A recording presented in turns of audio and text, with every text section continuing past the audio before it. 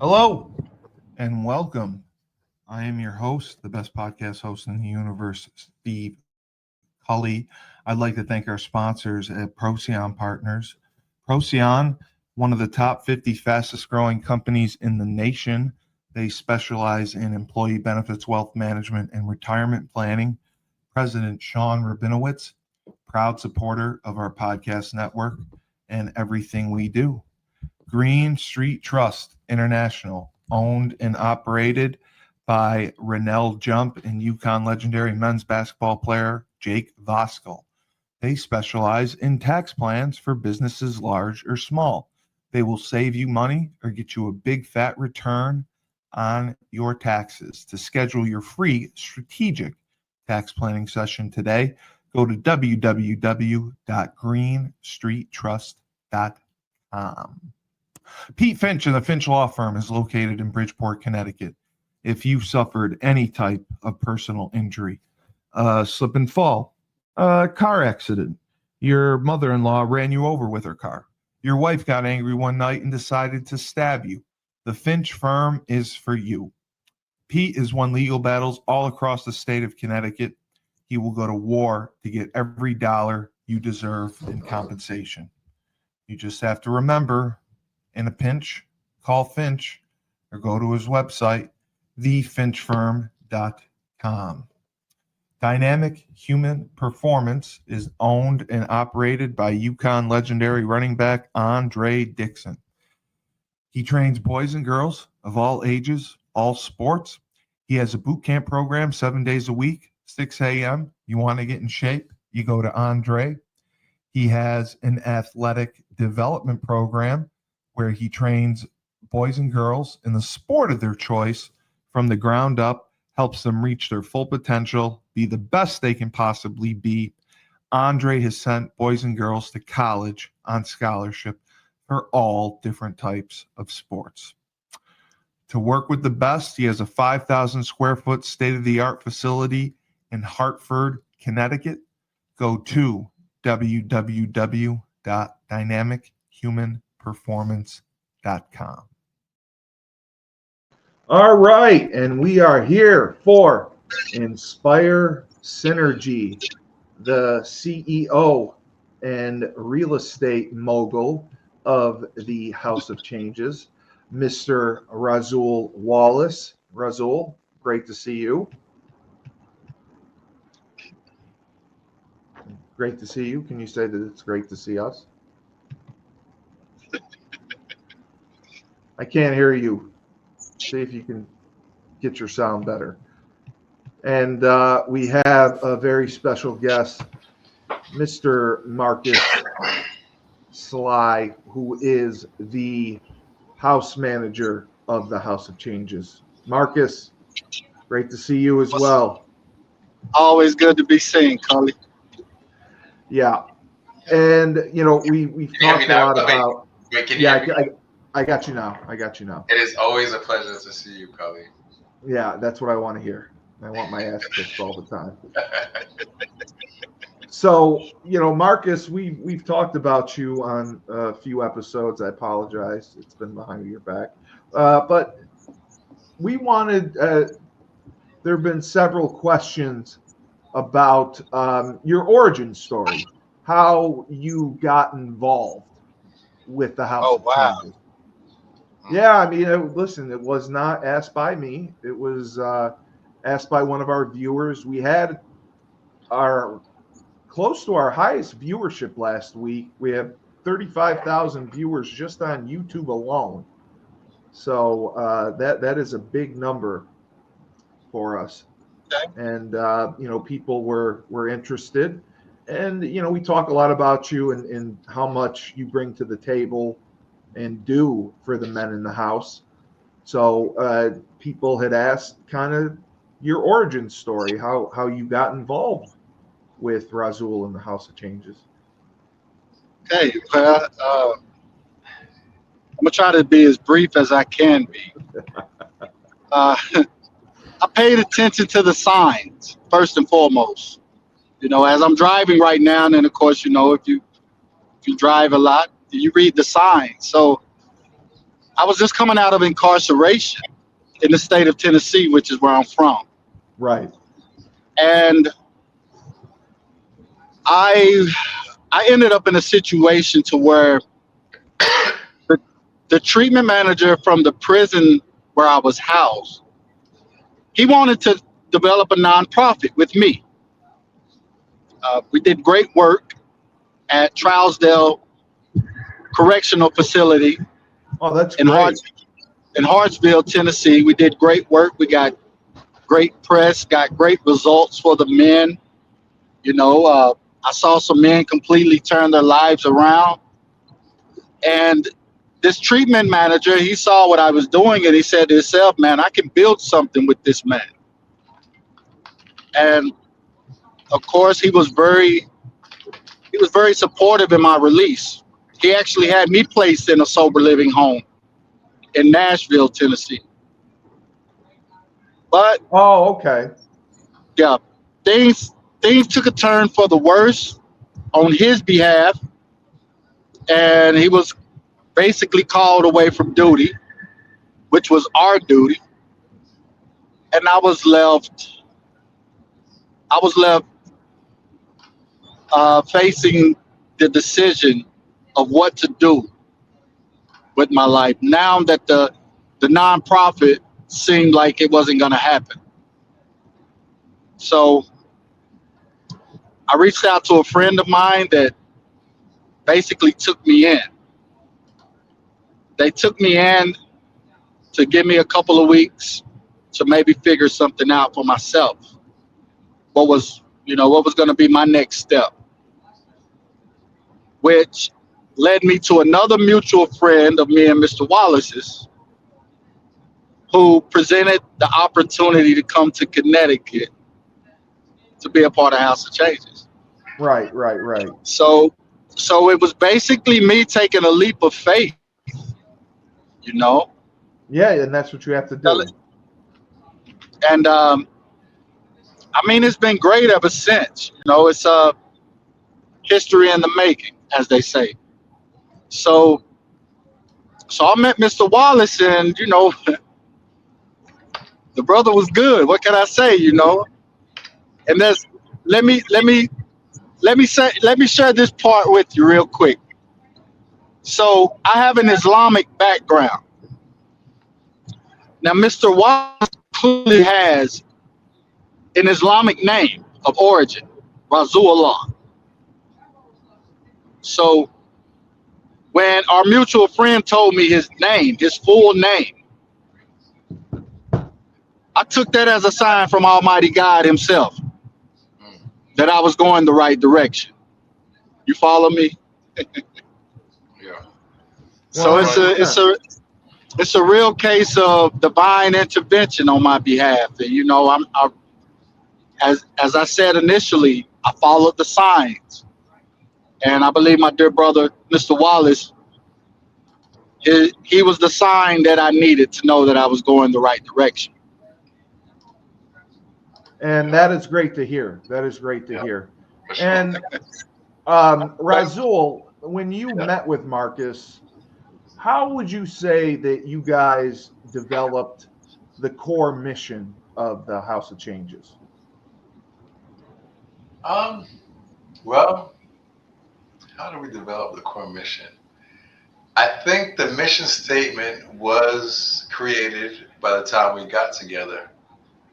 But I think one of the things that stood out was I think that we had a natural kind of chemistry where we kind of felt a strong alignment. Obviously, you meet someone new, you have your first impression, and then I think it was real positive on both ends. But you always leery to say, all right, well, is this the real them? And what is it actually going to be over time? But as time went on, he just continued to prove to be like very genuine and authentic to the core, and everything that I thought he was when I met him and more. So, we're excited. We've gotten close over the past, year and a half, I think now. Yeah. Yeah, nobody does more than Marcus does. Sure. Marcus, Razul was telling me you guys have a full house now, and it's been, the first time in a while that you've had a full house. How has that been for you, managing 8 guys all together, 8 different personalities? And I mean, you're one guy. I mean, you're the person they're going to air their grievances to. You're their therapist. You're their psychologist. You have to transport them. How has it been for you? Because it is putting a lot on your plate. Well, Marcus alone cannot do anything of himself, I believe that. Yes. and that's that's my faith in God, and the fact that we all go through something, I believe, to prepare us for the next step. In this case, my preparation was being in prison in Tennessee Correct. and having a caseload of 119 men. So I dealt with 119 different personalities. That is quite a caseload. Yes. So 8 are not that hard to manage, and we've been blessed to have a great group of men at the house. Yeah.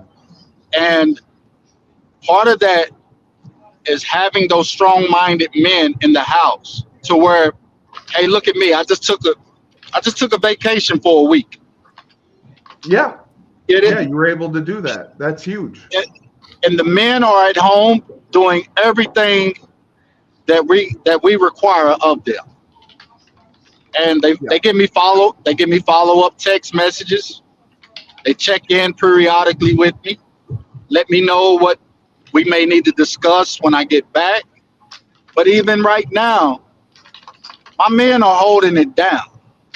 They're holding it down, And I always believe that, players, athletes take on the personality of their coaches. And yes, sir. In reality, yes, sir. You are the coach of this team, and they're taking on your personality. They're doing the expectations that you have for them. So yes, sir. That's amazing that they would allow you to go on vacation, not miss a beat, because you put that structure in place to where they know what they have to do, and they get it done. Yes, sir. That's incredible. That is absolutely incredible. Razul, what would you say, certain, I know we talked about metrics last time, but certain measurables and outcomes that you and Marcus track to know that the program is working for sure? Outcomes and measurables. We just started tracking who we had in, how long they were there, and when they were, when they left, and under what circumstances they left. And and right now, it is hard to kind of say what is success, because a lot of the times it feels like you're pissing in the wind. You know what I'm saying? It does, yeah. A lot of times it feels like on my spiritual journey, right? It don't matter how much anybody around me wants anything for me. It's really ultimately about how badly I want something to make that a reality. So in actuality, now I guess how well you support someone does impact their level of success. But at the end of the day, if someone wants it bad enough, they're gonna do it with or without you. And if someone doesn't want it bad enough, there's nothing you can do to make it happen for them, So I totally agree. So for us, all we just do our best to kind of take each situation as it comes, give people grace while maintaining some standards, and just we both. I wouldn't say I'm religious. We're both spiritual people, so we kind of lean on that quite a bit, and just hope that we make the best decisions. Marcus, how would you say that you balance accountability with having that compassion in the design of the policy with the House of Changes? Because you have helped the men improve and get better and grow towards having success in their lives, and I think they have success every day by not picking up and using that drug. But you still hold them accountable. You still, Of course. hold them to certain responsibilities. How do you Yes, I feel do. that you're able to balance that? Well, I balance that because you would have to imagine, Cully, that everything that I want from these men are the things that I also desire of myself. So, they have room to make mistakes, of course. They're not perfect. And some of the things that we're asking for, of course, we realize that that's not going to happen overnight. So how we track that, you know, meeting attendance is up, employment is up Yes. in the house. Yes. You know, I I take into consideration how many issues pertaining to the house internally do we have to circle back around to, especially if it's something minuscule like a chore that gets overlooked. And if we circle back and I have to keep coming to this same individual, then of course that's where we're having a problem and a hiccup, I'm gonna call it. And so of course I'll point that out. Then I give them alternatives or other ways to maybe perceive certain things. Like again, I'm gonna use a chore as an example.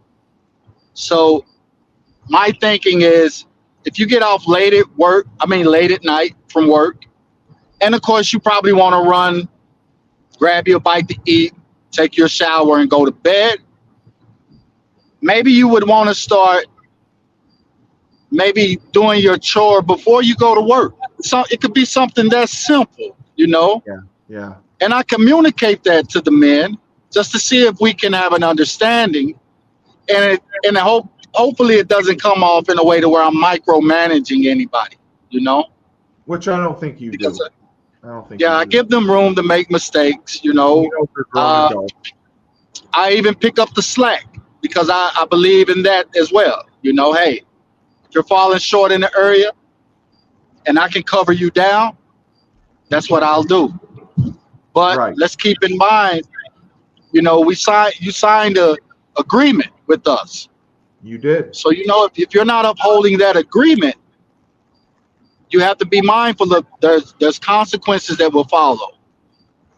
And of course, we've had to put some of the men on probationary periods Sure. because Of course. the weight of the reality that they're faced with, it has to have that positive impact that we're looking for.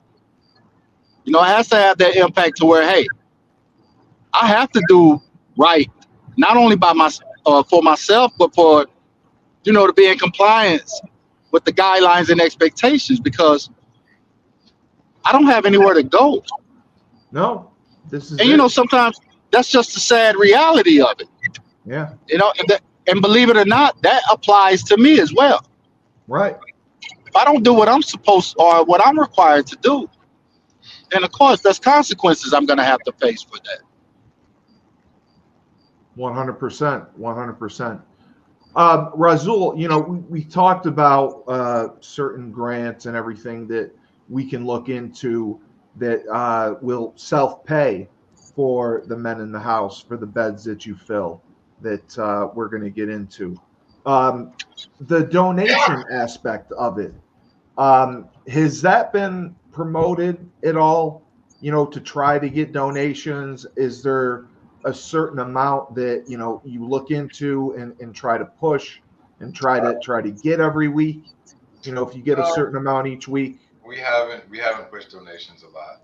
You have not. Okay. Haven't, no. Okay. That's one area you probably could improve with, Yeah. especially Ashley, with having contacts with the local businesses. If you can get them to donate a few bucks here and there, it'll add up. I mean, even $100 a week will add up. It definitely would, because it looks like, and we need it too right now, because it looks like we need to put a sprinkler system in. Okay. For zoning. So it might actually do like a campaign for that specifically. Okay. Yeah, because I got to send you the website link. There's a couple block loans that are available for community development, and you absolutely meet what they're looking for, those expectations, and we got to get you the application to find out for it, how to the application for it. Marcus, can you take us through a typical intake? You know, what they need. I was asking Razul about it last week. Any documentation, any ID, you know, when someone comes to the house, what are the expectations? Okay, so immediately I try to have already had maybe a phone interview with the individual. Most of the time, I've already spoken with this person. So when I open the invitation, it's basically for that individual can come and take a look at the house, potentially see where they're going to be dwelling, and maybe introduce them to the men of the house. Okay, and then we'll get into more personal matters like what is this person's drug of choice? Right. How long have they been sober or clean, or how long they have been using? Correct. I've had men come in that had only had 24 hours clean. Right. You know? Right. So the intake process basically consists of getting all the verification that I need. If this person takes any meds, I'm going to need verification from his prescribing physician. Sure. Of course, right. I'm gonna do my own urine analysis. Of course, we're going to go over housing, because housing is the first issue that I think we need to address, because their stay at House of Changes it's not gonna be forever, you know. No. So I want to see if the men have taken it upon themselves to go ahead and apply for housing or whatever assisted living that they can. We want to get into his employment background, his educational background. What kind of jobs has he had? Have they held before? Do they need help with a resume? Right. So right, all of these things come into place, you know, even down to allergies and anything else, or any, you know. So you know them inside and out. You know what you're getting inside and out. Yes, where indeed. They are. Yeah, where they are in their journey, where they want to go, and you know, set goals up to get there. And we also, and one thing I didn't mention is we also want to make sure that our program is fit for them. Yeah, of course. Yeah. So, because I meet men that, you know, they may not like to attend meetings.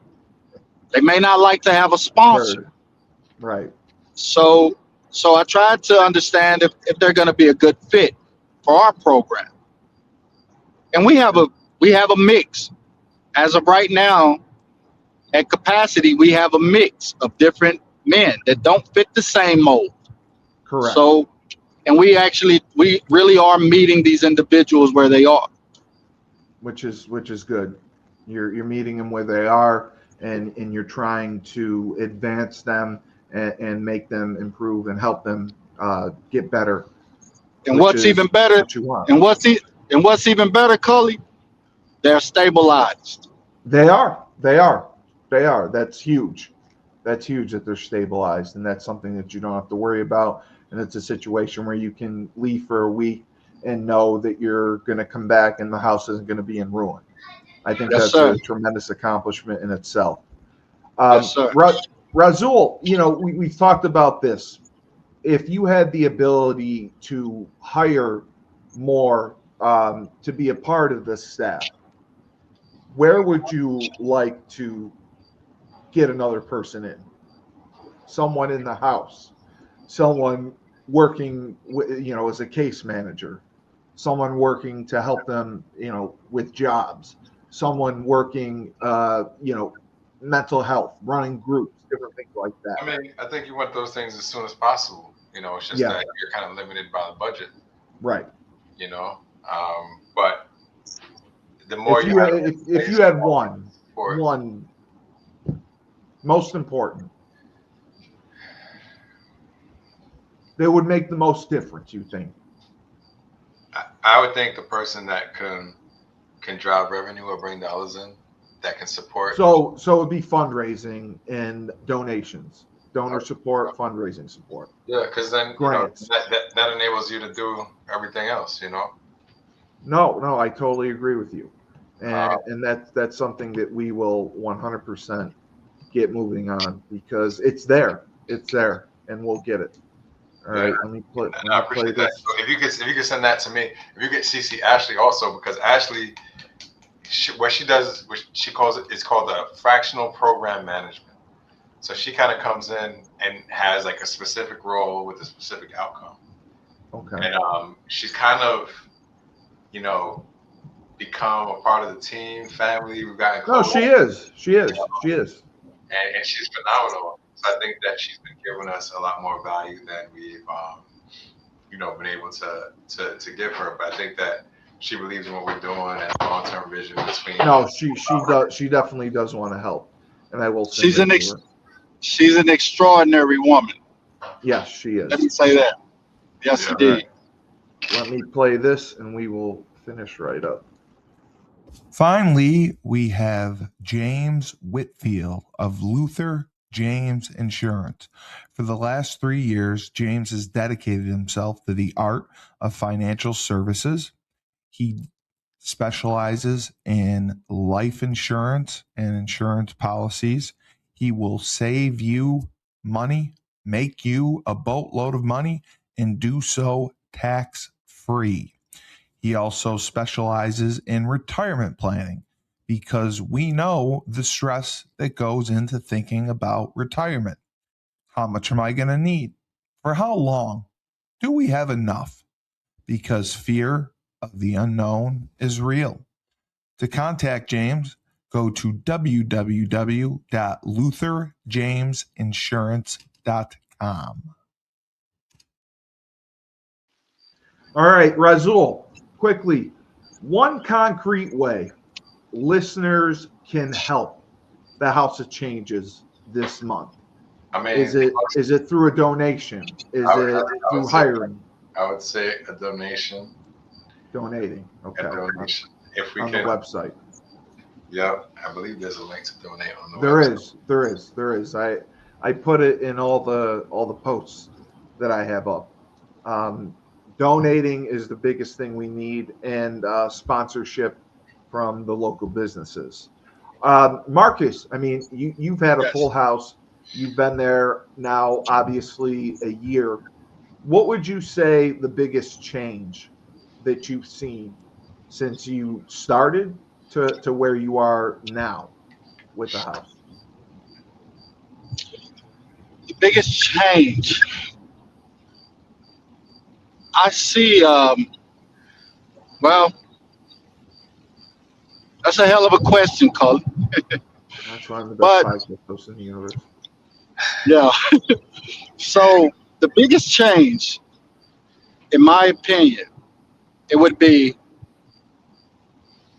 that I hear how these other sober living homes are ran. Yeah. And there is a strong lack of compassion for these men and women. And absolutely. And from what I can tell, the message about us is resonating throughout the community. It really is. Yeah. And they've had nothing but great things to say about House of Changes. Right. And I'm very grateful for that. And because it's a reflection on you too.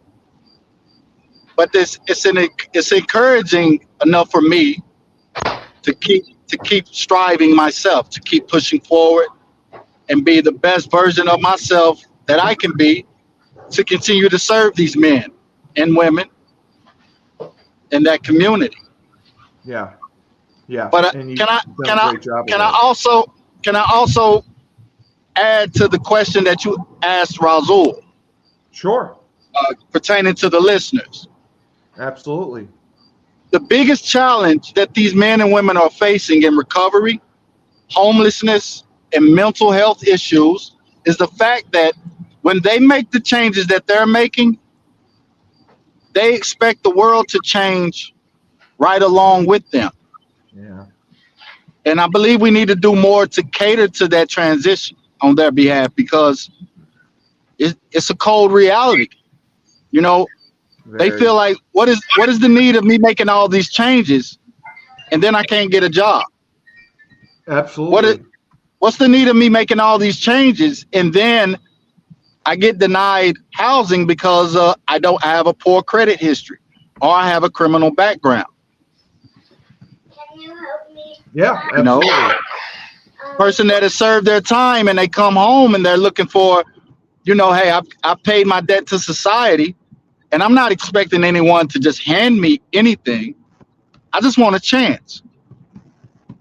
And they're not receiving that chance. Yeah. No, it is. It's about giving that chance. And I agree with you. It's wholeheartedly huge. They need that So that's chance. They need that opportunity.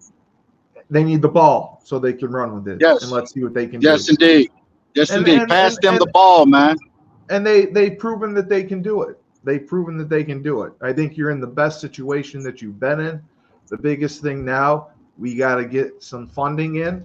We got to get some grant money. We got to get some donations. We got to get boots on the ground. And I know you have a small group of people there, but that will make the difference. I told Razul, $20, $30, $40,000. If you had that, how much of a difference would it make? And he said it would be huge.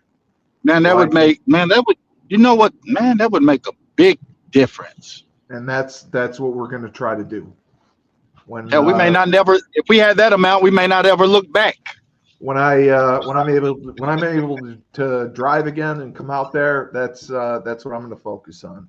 We're going to focus on getting grants, and we're going to focus on donations. But Marcus, you have a safe drive back.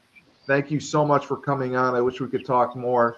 Razul, same with you. Great job. We're very happy with the progress of the House of Changes. Are you going to Florida next week?